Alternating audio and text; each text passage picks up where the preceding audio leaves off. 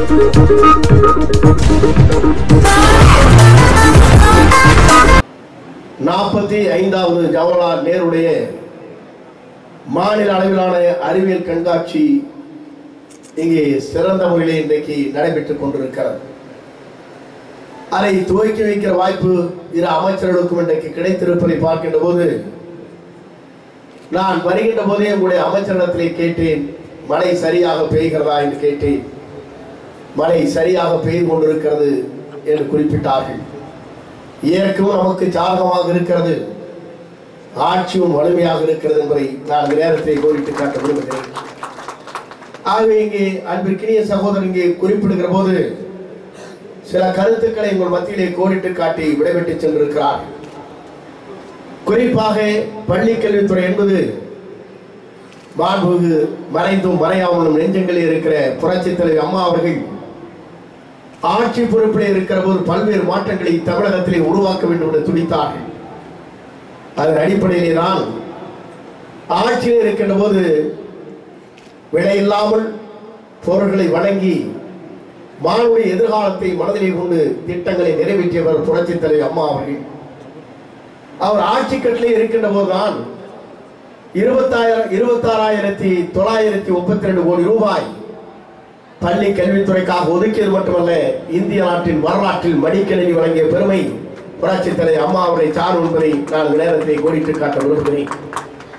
ஏனென்று சொன்னால் ஒரு தொலைநோக்கு சிந்தனையோடு இந்த மாணவருடைய எதிர்காலத்தை மனதிலே வைத்துத்தான் இன்றைக்கு நடைபெறுகிற அறிவியல் கண்காட்சி என்பது ஒரு வரலாற்றை படைக்கின்ற வகையில் இந்த மாணவருடைய எண்ணங்களிலே இருக்கின்ற இந்த பிரதிபலிப்பை வெளிப்படுத்துகின்ற வகையிலே இந்த நிகழ்ச்சி இன்றைக்கு நடைபெற்றுக் கொண்டிருக்கிறார்.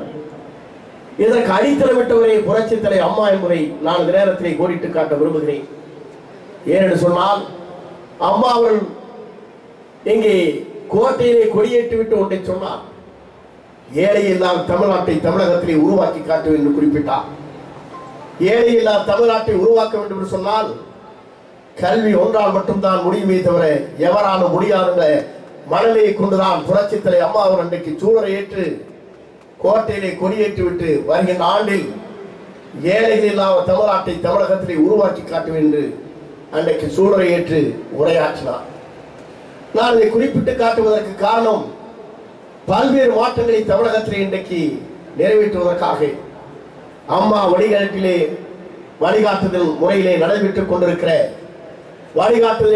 கொண்டிருக்கிற நம்முடைய முதல்வர் மாண்பு எடப்பாடி பழனிசாமியுடைய தலைமையில் நடைபெறுகிற பள்ளி கல்வித்துறை பல்வேறு திட்டங்களை இன்றைக்கு நிறைவேற்றுவதற்காக பணிகளை ஆற்றிக் கொண்டிருக்கிறது என்பதை நாட்டு மக்கள் இன்றைக்கு ஏற்றுக் கொண்டிருக்கிறார்கள். பத்திரிகையும் பாராட்டிக் கொண்டிருக்கிறது. நல்ல மனம் படைத்தவர் இன்றைக்கு வரவேற்றுக் கொண்டிருக்கிறார். இதற்கு காரணம் ஒரு ஏழை மாணவருடைய கல்வியறிவை சிறப்பான முறையை உருவாக்குவதற்கு இந்த அரசு தொடர்ந்து பல்வேறு நிலைகள் என்று பள்ளி கல்வித்துறையின் மூலமாக திட்டங்களை நிறைவேற்றி வருகிறது என்பதை நான் நேரத்திலே கோடிட்டு காட்ட விரும்புகிறேன். ஏனென்று சொன்னால் இந்த ஒரு வார காலத்திற்கு முன்னாலே சிறுகிரி கோட்டாவில் இருந்து விண்வெளி ஆராய்ச்சி செய்கின்றவர்கள் ஒரு கருத்தரங்கி நம்முடைய ஜேபிஆருடைய சத்யபாமா பொறியியல் கல்லூரியில் ஒரு கருத்தரங்கி நடைபெற்றது. அதில் ஏறத்தாழ 20,000 மாணவர்கள் இங்கே இடம்பெற்றார்கள்.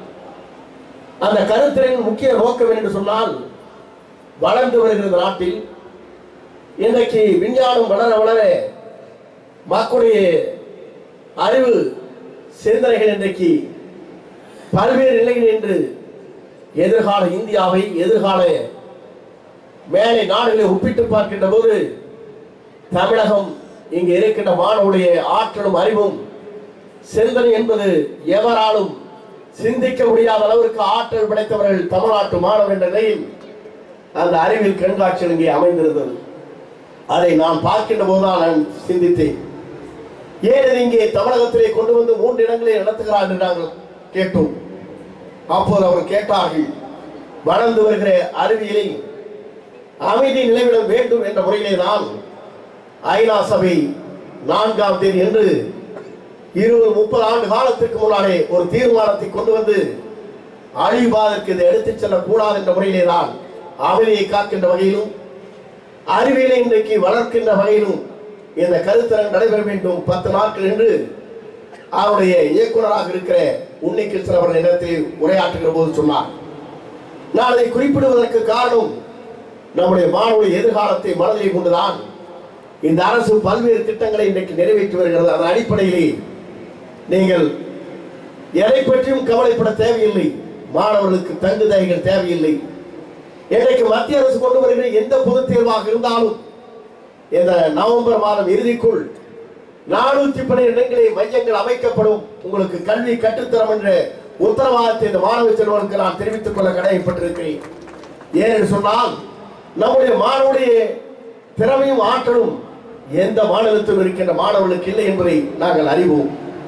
அப்படிப்பட்ட திறமை வாய்ந்த மாணவர்களை சிறிதளவு ஊக்கப்படுத்தினாலே போதும், இந்தியாவிற்கு வழிகாட்டியாக தமிழகத்தில் இருக்கிற மாணவர்கள் திகழ்ந்து காட்டுவார் என்ற சரித்திர வரலாற்றை தமிழகத்திலே உருவாக்குவதற்கு இந்த அரசு நடவடிக்கை மேற்கொள்ள இருக்கிறது என்பதை நான் இந்த நேரத்திலே மகிழ்ச்சியோடு நான் தெரிவித்துக் கொள்கிறேன்.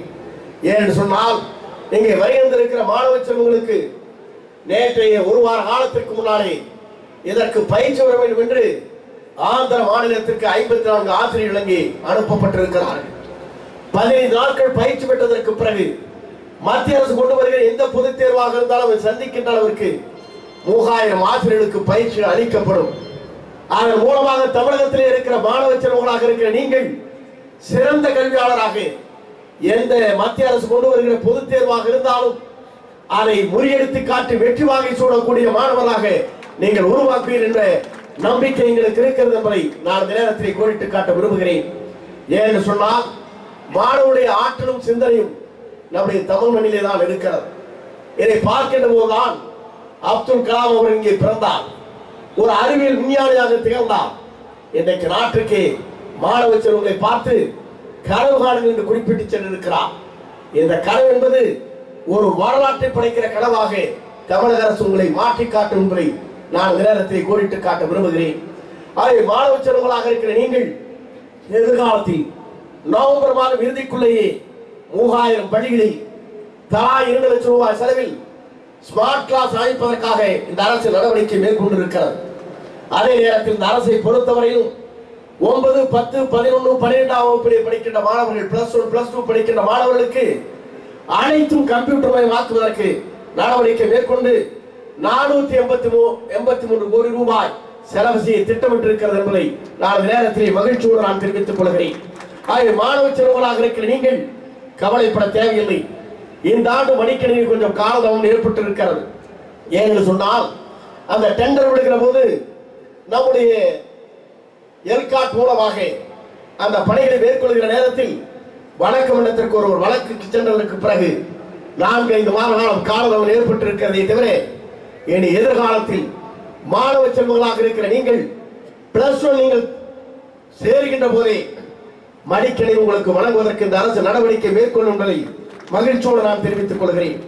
ஏனென்று சொன்னால் அதை பயன்படுத்திக் கொண்டுதான் மாணவர்களாக இருக்கிற நீங்கள் சிறந்த கல்வியாளராக கற்கின்ற கல்வியை சிறந்த முறையில் கற்றுக்கொள்வதற்கு எதிர்கால இந்தியாவை நாம் போட்டியிடுவதற்கு தயாராக முடியும் என்பதையும் நான் இந்த நேரத்திலே தெரிவித்துக் கொள்கிறேன். ஆகவே மாணவ செல்வங்களாக இருக்கிற உங்களுக்கு பாடங்கள் மாற்றுவதற்கு இந்த அரசு நடவடிக்கை மேற்கொண்டிருக்கிறது. ஏறத்தாழ 12 ஆண்டு காலம் பாடங்கள் மாற்றாமலே இருந்திருக்கிறது. அந்த பாடங்களை மாற்றுகிற போது சிபிஎஸ்இ கிளையாக இன்றைக்கு இந்த பள்ளியில் நாம் இருக்கிறோம் என்று சொன்னால் இதற்கு கிளையாக நம்முடைய மாணவ செல்வங்களை உருவாக்குவதற்கு இந்த அரசு நடவடிக்கை மேற்கொள்ள இருக்கிறது என்பதை மகிழ்ச்சியோடு நான் தெரிவித்துக் கொள்கிறேன். அது மட்டுமல்ல, நம்முடைய தமிழருடைய பண்பாடு கலாச்சாரம் தொன்மை மைந்து விடாமல் அதையும் இணைப்பதற்கு இந்த அரசு நடவடிக்கை மேற்கொண்டிருக்கிறது. ஆகவே மாணவ செல்வங்களாக இருக்கிற நீங்கள் சிறந்த கல்வியாளராக உங்களை உருவாக்குவதற்கு வருகின்ற எதிர்காலத்தில் படிக்கின்ற கல்வி என்பது வேலை வாய்ப்பு உத்தரவாதத்தை தருகிற கல்வியாக மாற்றித் தருவதற்கு இந்த அரசு பாடங்களை கொண்டு வர இருக்கிறது என்பதை நான் மகிழ்ச்சியோடு நான் தெரிவித்துக் கொள்கிறேன். ஏன் என்று சொன்னால் இன்றைக்கு பிஇ முடித்துவிட்டு பல பேர் இன்றைக்கு வேலையில் நிலையில் இருக்கிறது. ஆனால் எதிர்காலத்தில் +2 முடித்தாலே வேலை வாய்ப்பு கிடைக்கிற நிலையை இந்த அரசு உருவாக்கி காட்டும் பாட மாற்றத்தால் என்பதை நான் நேரத்தில் தெரிவித்துக் கொள்கிறேன். அதற்கான பணிகளை இந்த அரசு சிறப்பான முறையில் நடைபெற்றுக் கொண்டிருக்கிறது. அதன் அடிப்படையிலே தான் 18, 19ஆம் ஆண்டிற்கு 1, 6, 9, 11க்கு பாடங்கள் மாற்றி அமைக்கப்படும். அதேபோல 19, 20ஆம் ஆண்டில் 2, 7, 10, 12வது பாடங்களை மாற்றி அமைப்பதற்கு அரசு நடவடிக்கை மேற்கொள்ளும். 2021 3, 4, 5, 8ஆம் வகுப்புகளுக்கு பாடங்களை மாற்றி அமைப்பதற்காக அரசு விரைந்து பணிகளை ஆற்றிக் கொண்டிருக்கிறது. கரிக்குலம் என்ற முறையில் பல்வேறு சிறந்த கல்வியாளர்களை வைத்து சிறந்த கற்கின்ற கல்வியாளர்கள் நம்முடைய தமிழகத்திலே கொண்டு வருகிற பாடம் என்பது இந்திய நாட்டின் வரலாற்றில் எல்லோரும் பின்பற்றுகின்ற அளவிற்கு உருவாக்குவதற்காக இந்த அரசு முனைந்து அந்த பணிகளை ஆற்றிக் கொண்டிருக்கிறது என்பதை நான் இந்த நேரத்திலே கோடிட்டு காட்ட விரும்புகிறேன். ஆகவே மாணவ செல்வங்களாக இருக்கிற நீங்கள் பெற்றோருக்கு சிறந்த மாணவர்களாக, சிறந்த கல்வியாளராக, மற்றவரை நேசிக்கக்கூடியவர்களாக, தேசப்பற்றுள்ளவர்களாக நீங்கள் சிறந்திட வேண்டும் என்று இந்த நேரத்தில் என்னுடைய வேண்டுகோளை வைத்து நீங்கள் எல்லா சிறப்புகளும் பெற வேண்டும் என்று இறைவனை பிரார்த்தித்து விடைபெற்றுக் கொள்கிறேன். நன்றி, வணக்கம்.